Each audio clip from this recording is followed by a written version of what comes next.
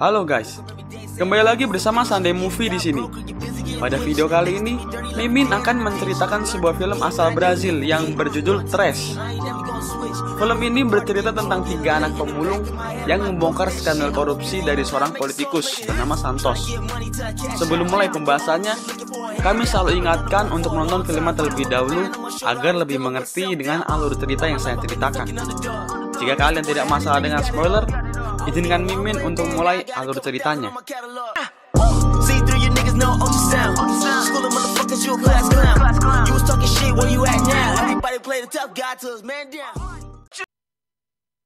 Di awal film, kita diperlihatkan sebuah rekaman seorang anak laki-laki bernama Rafael. Dia berkata, dia memiliki sesuatu yang berharga untuk mengungkap skandal korupsi seorang politikus. Karena itu, polisi mengejarnya. Rafael berkata akan menuntaskan apa yang Jose Angelo mulai. Lalu, scene berpindah ke Jose Angelo yang sedang menguburkan seseorang. Kuburan itu bertuliskan Pia Angelo. Pia Angelo adalah anak dari Jose Angelo. Lalu, tidak berapa lama kemudian, polisi datang ke rumah Jose Angelo dan ingin menangkapnya.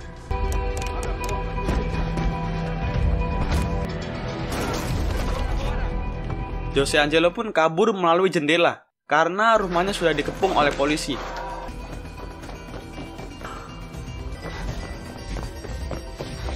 Tapi sayang sekali guys, Jose tertangkap dan dia membuang dompetnya ke dalam truk sampah.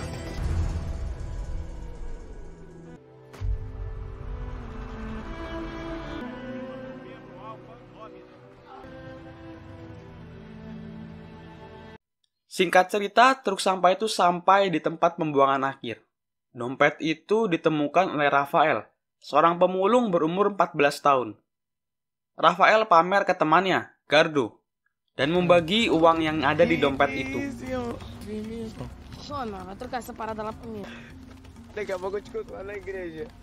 Rafael melihat isi dompet, dan dia menemukan sebuah kartu nama, kartu lotre, kunci, foto Pia Angelo, dan sebuah kalender kecil. Lalu, Rafael pergi ke sebuah kapel. Di sana ada seorang relawan asal Amerika bernama Olivia. Olivia sangat dekat dengan anak-anak dan mengajar bahasa Inggris di sana. Di situ, Olivia tidak sendiri. Dia bersama seorang padre bernama Juliet. Lalu datanglah Gardo yang membawa ayam. Dia membeli ayam dengan uang yang diberikan Rafael. Singkat cerita, mereka berenang di sebuah kubangan yang penuh dengan sampah.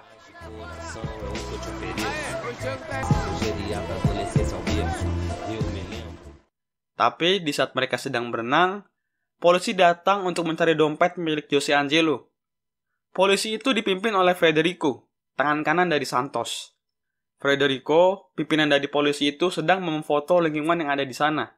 Dan bodohnya, Gardo meminta difoto dan memberitahu namanya. Sebelum kembali, Federico mendengar 2 orang anak itu sedang membeli makanan mahal. Dan Federico mencurigai mereka berdua. Malamnya, Gardo berencana untuk mengembalikan dompet itu. Karena harga dompet ini yang sangat besar. Tapi Rafael memilih untuk menyimpan dompet ini karena dia tahu bahwa ada sesuatu yang tidak beres. Mereka pun pergi ke tempat Rat, temannya, untuk menyimpan dompet itu. Rumahnya yang berada di gorong-gorong membuat dia jarang diketahui dan pokoknya aman lah.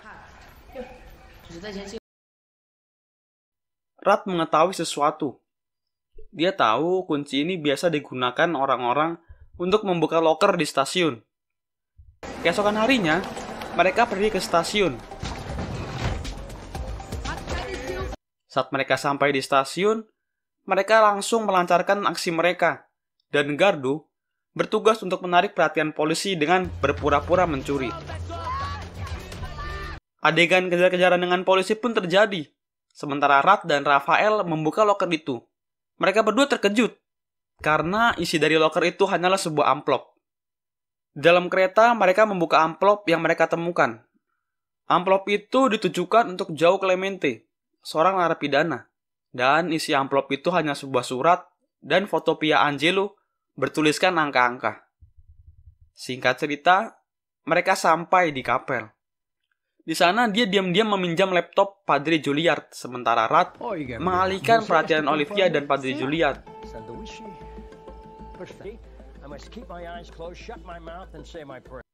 Mereka mengetik nama Joao Clemente di Google, dan di sini terungkap bahwa Joao Clemente adalah seorang aktivis anti korupsi yang sengaja dimasukkan ke penjara. Di sini mereka merasa ada yang tidak beres. Malamnya, saat mereka sedang bersantai, tiba-tiba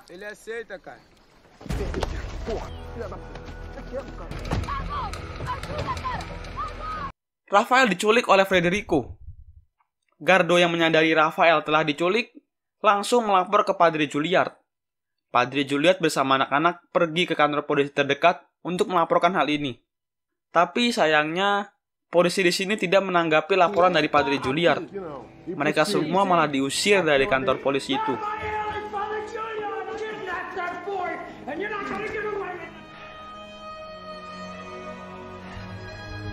Di sisi lain, Rafael dipaksa bicara dengan cara disiksa.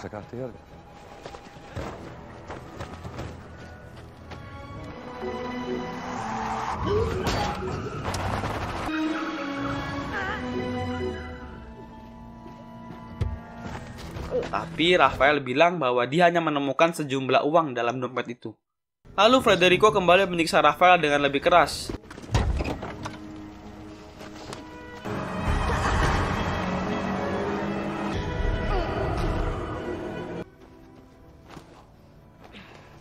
Tapi Rafael tetap tidak mau buka mulut.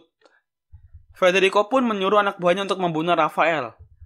Untungnya, anak buahnya itu tidak tega menembak Rafael. Mereka hanya meninggalkan Rafael yang penuh luka di jalan. Rafael mendengar nama Santos dari pembicaraan mereka, dan itu menjadi petunjuk baru. Rat, Gardo, dan Padre Juilliard menganggap bahwa Rafael telah mati. Sampai besoknya, salah satu dari tukang sampah di sana menemukan Rafael yang terluka. Rafael langsung dibawa ke tempat Padre Juilliard untuk diobati.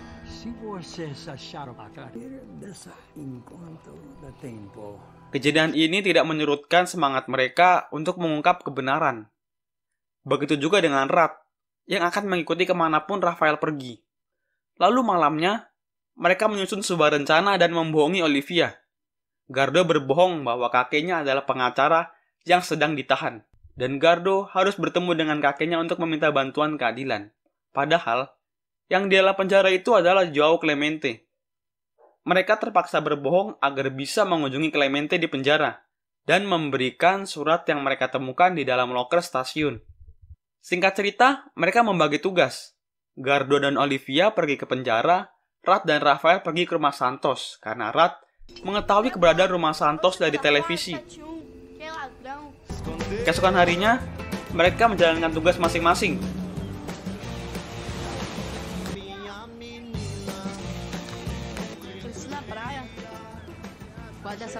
Gardo dan Olivia sampai di penjara.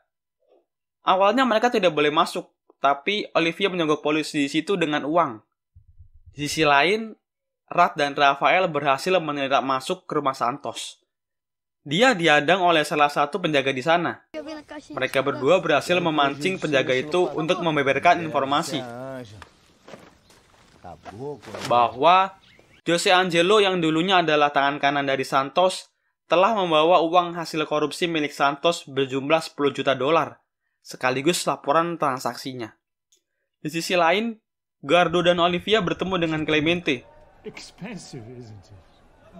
Gardo here really wanted to talk. Clemente bingung dengan perkataan mereka, dan awalnya Gardo diusir. Tapi Gardo akhirnya berkata jujur.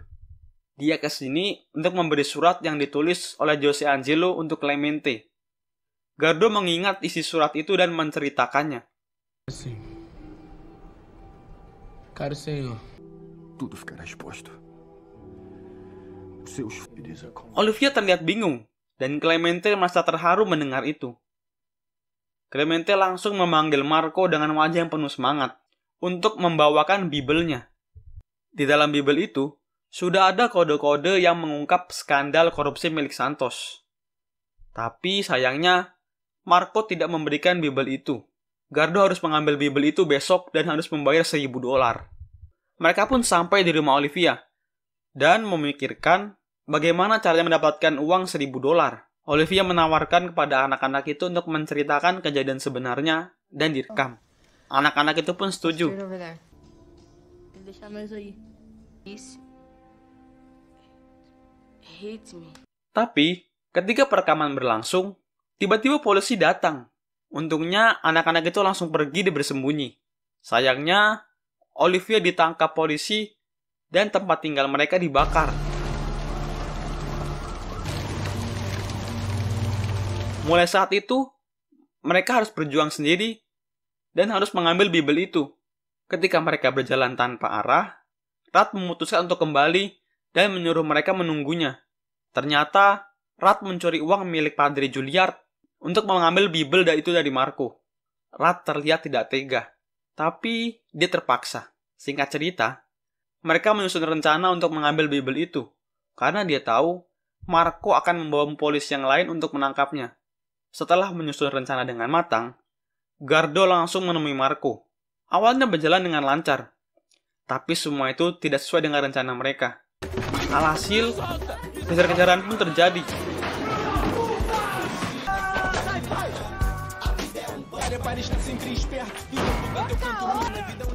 Untungnya mereka berhasil menghindari para polisi itu dan pergi ke tempat yang aman. Setelah sampai di tempat aman, mereka terlibat dalam sebuah cekcok, guys. Dan Gardo memutuskan untuk keluar dan cari makan. Rat dan Rafael menghabiskan malam mereka dengan mencoba memecahkan kode-kode itu. Veiga, qual o primeiro número? 909. Deve ser a página. Perlahan tapi pasti, 14. akhirnya mereka berhasil memecahkan kode itu dan membentuk sebuah nomor HP. É. 25.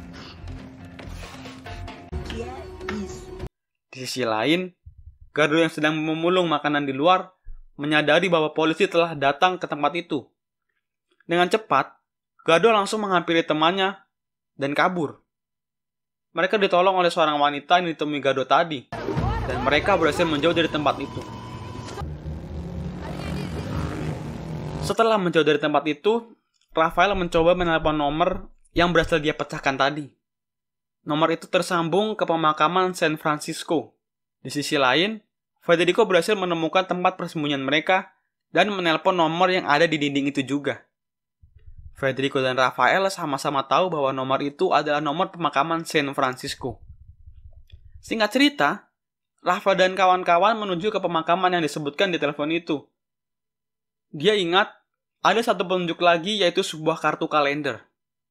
Rafael mengikuti petunjuk dari kartu kalender dan tanpa mereka sadari, Federico juga sudah sampai di pemakaman itu. Akhirnya petunjuk itu menuntun Rafael ke sebuah kuburan yang berada di awal tadi, yaitu kuburan Piangelo. Tiba-tiba Rafael dikagetkan dengan kedatangan seorang anak perempuan berpakaian putih dan pucat. Rafael mengira dia adalah hantu dari Pia, tapi sebenarnya itu adalah Pia sungguhan. Pia disuruh ayahnya untuk bersembunyi di situ jika ada sesuatu yang tidak beres. Lalu Rafael bergegas untuk mencari Gardo dan Rat. Tapi ternyata Gardo dan Rat sudah dijadikan sandera oleh Federico. Mereka disuruh membuka isi dari kuburan Pia. Setelah mereka buka, isi dari kuburan Pia itu adalah barang bukti dari skandal korupsi Santos. Jadi, selama ini Jose Angelo menyimpan barang bukti dalam kuburan bernama anaknya, Pia, agar polisi tidak dapat menemukannya. Saat sedang menelpon Santos, Pia keluar dan menjatuhkan sebuah batu tepat di bunuh-bunuh Federico. Dia pun kesakitan, dan disitulah kesempatan mereka untuk mengajar Federico dan kabur dari sana. Mereka menumpang sebuah truk sampah, dan setelah sampai, Rafael dan Gardo memiliki ide untuk merayakan kemenangan mereka. Mereka membagikan uang itu dengan cara disebar di tempat yang tinggi, seakan terjadi hujan uang. Sementara Rat menerima masuk ke tempat Padre Juilliard. Dia mengembalikan uang yang diambil kemarin dengan berlipat ganda, sekaligus meninggalkan buku laporan transaksi korupsi Santos. Lalu Rafael dan kawan-kawan meninggalkan tempat sampah itu dan pergi ke pantai yang jauh setelah menyelesaikan tugas mereka. Sementara itu, Olivia dan Padre Juilliard memposting isi buku laporan itu di media sosial. Postingan itu dengan cepat menyebar dan Santos beserta jajarannya berhasil ditangkap. Rafael dan kawan-kawan hidup bahagia di sebuah pantai terpencil. Mereka tidak kelaparan lagi, dan mereka bekerja sebagai nelayan di pantai itu. Dan film pun selesai. Film ini diadaptasi dari novel karya Andy Mulligan dengan judul yang sama. Film ini berhasil masuk nominasi BAFTA Award sebagai film terbaik dengan bahasa non-Inggris dan mendapatkan penghargaan Best Visual Effect di ajang Grande Premio do Cinema Brasileiro. Dalam film ini sangat tergambar jelas kondisi korupsi di kota Rio.